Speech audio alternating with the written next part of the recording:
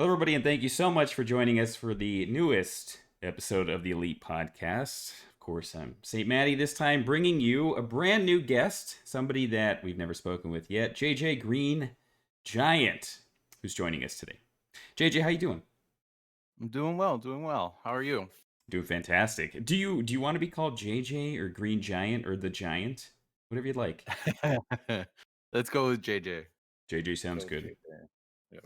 Yeah, so we really appreciate JJ jumping on board to take some time to talk about our newest topic, which is not too much of a crazy discussion, but it's important nonetheless. It's your presentation. And when it comes to being an entertainer, a content creator, that's one of the foundations and the faucets of success that you want to hold yourself to. And there's a couple of avenues that we want to go down when talking about a good presentation. And I think it would be, the look of the streamer, what you're actually going to portray yourself as, physically with your clothing, how you do your hair, even along like your backgrounds, and even how you carry yourself with your vocals. I mean, that's simply putting it. But JJ, when you do anything with content creation, what do you think is important when it comes to presentation via the look of the streamer? Are you going to be changing the way that you dress or the way that you style yourself to match the content that you're putting out, or is that kind of something that you keep in turn or in tune with your own personality, and then the content is, I don't know, even ancillary? For me, it is more along the lines of your personality. I think that allows a little bit more growth as far as your content goes, because as when it comes, in my opinion, of how I've started streaming and everything, I framed it around who I am as a gamer and how I want to go ahead and reach out and build my community. So I don't necessarily frame how I dress for the content I'm creating. I want to present my personality in its best format. So I present myself in my most honest way. So that's why I'm always wearing a backwards hat, because that's me. That's Yeah. my look. And my daughter, since the first image that she's had of me, she's always drawn me with a hat. The day I did not wear a hat, she goes, "Where's Papa's hat?" So that to me is my staple, and I've put that onto my content because that is an important factor of my personality, and that's why I care about my image in that respect. And I actually was helping my brother set up his whole streaming station, and his webcam was originally pointed towards like his closet and like just sort of like the weird corner of his room before. And I told him, no, no, no, you have this great shelf over here that has all of your collector stuff from all the games that you've bought. Just point it towards that, because it not only shows games you've played, but it also gives the audience a little bit more insight as to like, oh, this guy actually cares about the memorabilia about of all the games that he's played, and like he's invested in what he's creating for us. So Yeah, that's a yeah. good way of looking at it. And I think that that also goes almost in hindsight to what we've spoken of on the podcast before, is that you're creating your brand based off of you. And a lot of Exactly. people, come to, I guess you could say, variety streamers, and so much more than anything, you're seeing their personality shine. Just a huge example is, Dr. Disrespect's character. He plays that character. It's not necessarily if he was playing The Sims, it'd be weird, but you'd still be going there for the doc. You wouldn't be going there just for him playing Call of Duty or Apex, etc. So if you create the personality that you want on stream, usually it's an overzealous version of yourself, an extraordinary version of yourself. You'd stay true to yourself, like you said, and you keep those parts Mhm. about you, so people end up digging the content creator, and you never have to pull the wool over their eyes or bullshit and lie about who you are, and you get to be comfortable doing it. So I agree with you Yeah. completely. Yeah, because in that, if you go ahead and bring the image along towards the content that you create, you pigeonhole yourself Mhm. in that regard, right? Like you now have to go ahead and keep creating that content regardless of or you find yourself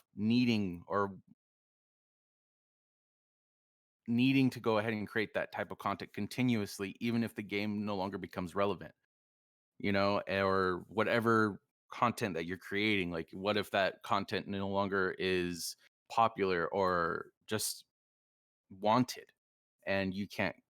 It takes a little bit more effort to pull yourself out of that little hole. Mhm. Yeah, I agree completely. Back yourself into a corner. Like, if you have a horror streamer who's constantly, I mean, it'd be cool.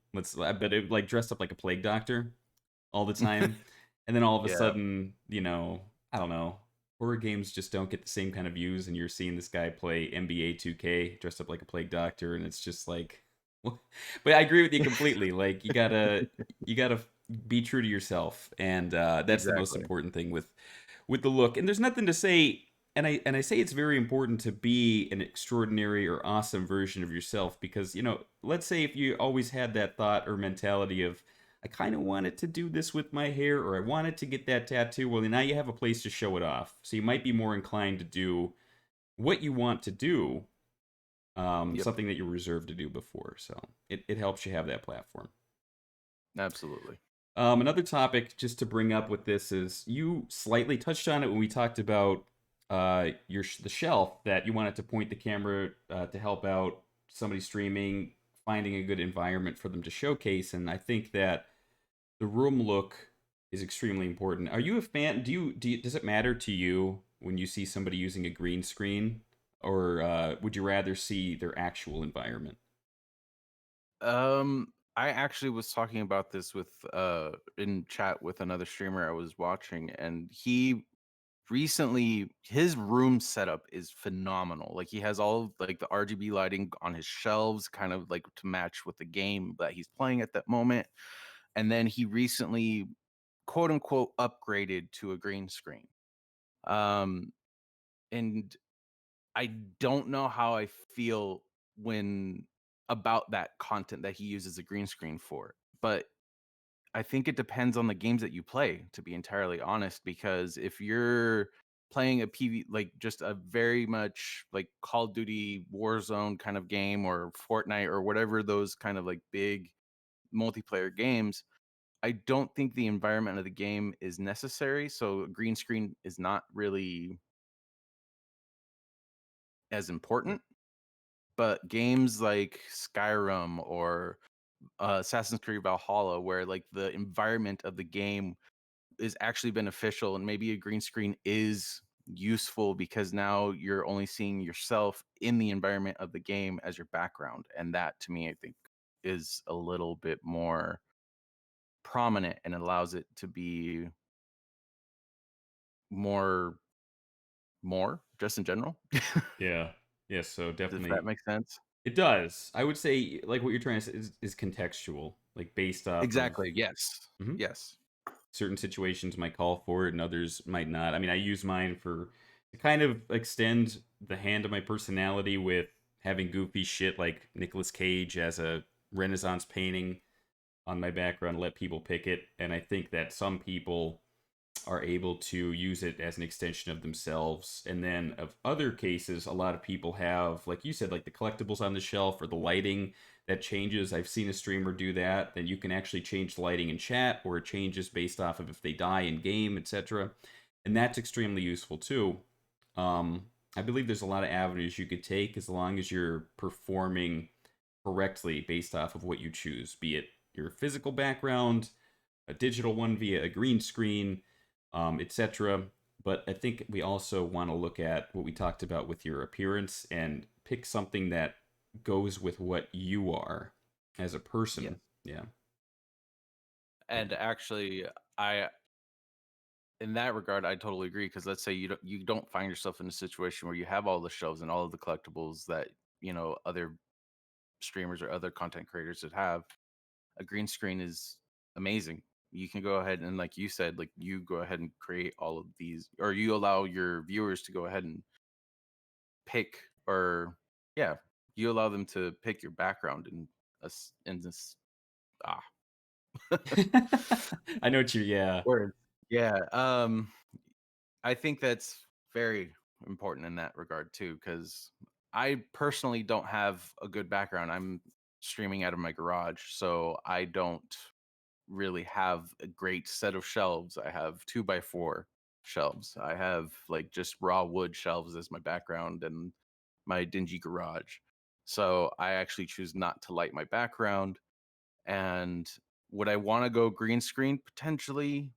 I I don't know. It depends on what avenue I choose to go down, as far as what I want to invest in next. But it's it's like you said, it's all about context as well. Mhm. Yeah, there's many options there, and I think, Mhm. depending on what your circumstances are too, a lot of people, like I've heard some people complain about, it just doesn't look good. I don't want to show myself on camera because the background. Well, you could just take, a ring light and really pop your face. The background's nice and silhouetted. Can't really see anything. You can get cheap Mhm. lights that really help out and stuff. So anybody out there, because we had a question about that, like what if it's a really bad background? And your point really helps with that. There's many options to take to make it workable because you're still the focal point, the star of the presentation, and you could do something to help yourself out that's really cheap, etc. So that's a good point. Yeah. And I think that, that kind of segues into another thing is looking at personality and presentation as being the number one important aspect of it because all these other things are more or less tools that extend based off of that. Vocal tone, your personality, if you're a nonchalant person, if you're super cray cray on the mic, I think that it all is going to be whatever makes you comfortable because your viewers will tell when you're not comfortable and when you're not really your true self because you could break character in a heartbeat and they'll be like, wait a minute, what's going on here? Um, so I think that when you set the tone for your actual streamer persona or your YouTube persona, it's got to, and I've said this like beating a dead horse, it's got to be an extension of yourself because people will eventually catch on. Kind of like it's crazy as it sounds, like some of the pro wrestlers that I've heard that were like entertainers say, we make this overzealous exaggerated versions of ourselves to play the character and it works because it's hard to break character when it's yourself up to 11 and I think that Yeah. works for this too because you're still playing that role. um, what do you think? I mean, do you think that there is a personality type that does better? I mean, if you're kind of out there and persuasive to an audience and just really nutty, is it better than the quiet person? I mean, is there a limit though where your personality can be too dull? I think that one grows faster than the other, definitely. Like the more energetic, the more entertaining, quote unquote, of the personality that you're dealing with will go ahead and shine a little bit brighter than the quiet person. But I feel that if the like if both parties are passionate about their content, then I feel that they will both grow to the fullest of their potential. It's just they got to be consistent with what they bring to the table. Like I found myself when I first started just a few months back, like I was I was streaming with just drinking water, right? Because I do late night streams my time, and it's after a long day of work sometimes. So I started drinking coffee, and I found myself being able to stay at least a, a little bit more attuned to what I was streaming, to what I was playing at that particular moment. But then there are other nights where it's like, yeah, I don't need coffee because I actually want to get a good night's sleep. That stream, number one, was shorter because I couldn't play as long and I wasn't just awake. But I also went back and watched it and realized that I didn't have any energy. Like, there's no reason why the people that tuned in should have really, like, I didn't feel like I did them a disservice by not drinking coffee, believe it or not. But like, I think that, and I actually, again, going back to my brother, I had the conversation because he didn't want to start streaming until he felt he was a good player. And I'm like, well, what define good?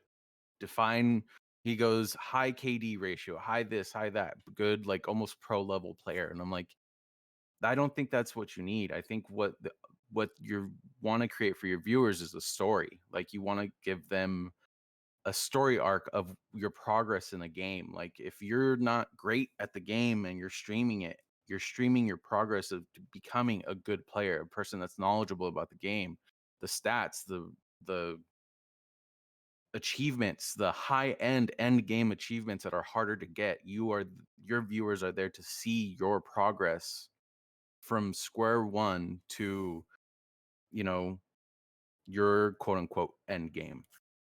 It's really well put. Yeah, uh, man, that kind of puts it into a total perspective across the board. It's your viewers are looking at you as the star of the show. I mean, you're the lion or the elephant of the circus. People want to see you. They don't really necessarily care if you're excellent at the game. I mean, yeah, you can get away with being boring if you're like, if you're as good as Shroud at something with a game. Exactly. But, most people aren't that good at games to the point where they're like MLG levels, so you have to be entertaining and start up a dialogue with your chatters and they start to get invested, consider you a virtual friend, and they want to see what you accomplish. So, man, that's perfect. That's a great way of looking at it. Yeah, and I've been having that thought for a while because I've been holding myself back. I actually wanted to start streaming like 3, 4 years ago with my brother, and that was his mentality then. It's was his mentality not too long ago, but I finally convinced him to start streaming. And that's what, like, once I started, I was just like, I don't care. I'm here. I'm going to be my honest self. And if people want to be here for the ride, then all power to them and I will be here for them. I don't, I'm very honest and very open, transparent when it comes to that. And I think I think those personalities are the ones that shine and bring the honest viewers versus the people who are just there to see you troll or the people who are there to see you rage. Because the moment you stop raging, they're going, okay, well, I'm here for the rage. I don't want to see this. So, 100%.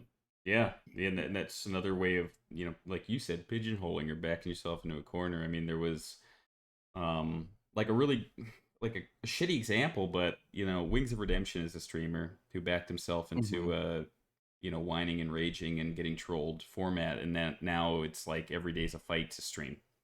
So don't, put yourself in that position where you're constantly getting trolled.